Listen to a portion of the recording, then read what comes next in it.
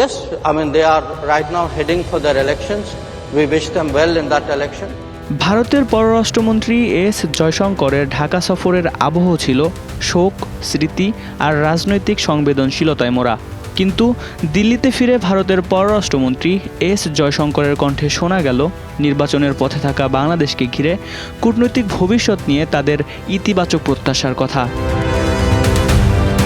নতুন এবং ফিরে আসা গ্রাহকদের জন্য নগদে চলছে ক্যাশব্যাক সহ প্রতিদিন হাজারো উপহার জেতার সুযোগ। হবে আশা আর ফেরা সারপ্রাইজ সেরা।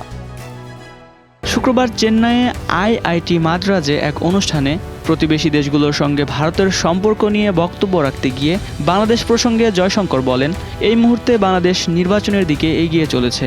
আমরা সেই নির্বাচনকে শুভেচ্ছা জানিয়েছি। নির্বাচন পরবর্তী পরিস্থিতি থিত হলে গোটা অঞ্চলে পারস্পরিক সহযোগিতা ও সুপ্রতিবেশী মনোভাব আরও দৃঢ় হবে, এটাই আমাদের আশা। We are blessed with a lot of neighbors. এর আগে বিএনপি চেয়ারপারসন ও সাবেক প্রধানমন্ত্রী বেগম খালেদা জিয়ার জানাজায় অংশ নিতে সংক্ষিপ্ত সফরে ঢাকায় আসেন এস জয়শঙ্কর। গণঅভ্যুত্থানের মাধ্যমে আওয়ামী লীগ সরকারের পতনের পর এটিই ছিল ভারতের সর্বোচ্চ পর্যায়ের কোনো প্রতিনিধির প্রথম বাংলাদেশ সফর। সফরকালে তিনি খালেদা জিয়ার প্রতি শেষ শ্রদ্ধা নিবেদন করেন। বিএনপির ভারপ্রাপ্ত চেয়ারম্যান তারেক রহমানের সঙ্গে সাক্ষাৎ করেন এবং তার হাতে ভারতের প্রধানমন্ত্রী নরেন্দ্র মোদীর শোকবার্তা তুলে দেন।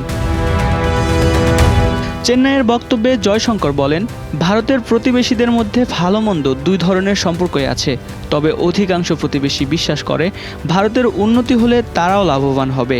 তিনি আরও জানান, বাংলাদেশের প্রয়াত নেত্রী বেগম খালেদা জিয়ার শেষ শ্রদ্ধা জানাতে গিয়ে তিনি এই একই বার্তা দিয়ে এসেছেন। পারস্পরিক সম্মান, স্থিতিশীলতা ও সহযোগিতাই এই অঞ্চলের ভবিষ্যৎ। বাংলাদেশের রাজনৈতিক পালাবদল ও নিরাপত্তা পরিস্থিতির প্রেক্ষাপটে প্রতিবেশী প্রথম নীতি নতুনভাবে সংজ্ঞায়িত হবে কিনা এমন প্রশ্নের জবাবে জয়শঙ্কর কোনো দেশের নাম উল্লেখ না করলেও স্পষ্ট করে দেন, সুপ্রতিবেশী মনোভাব থাকলে উন্নতি একক নয়, তা যৌথই হয়। বাংলাদেশ নিয়ে তার এই আশার কথা তাই শুধু কূটনৈতিক সৌজন্য নয়, বরং নির্বাচন পরবর্তী দক্ষিণ এশিয়ার রাজনীতির দিক নির্দেশনাও বটে। That's not reconciled. Desk report, 21 television. As I said,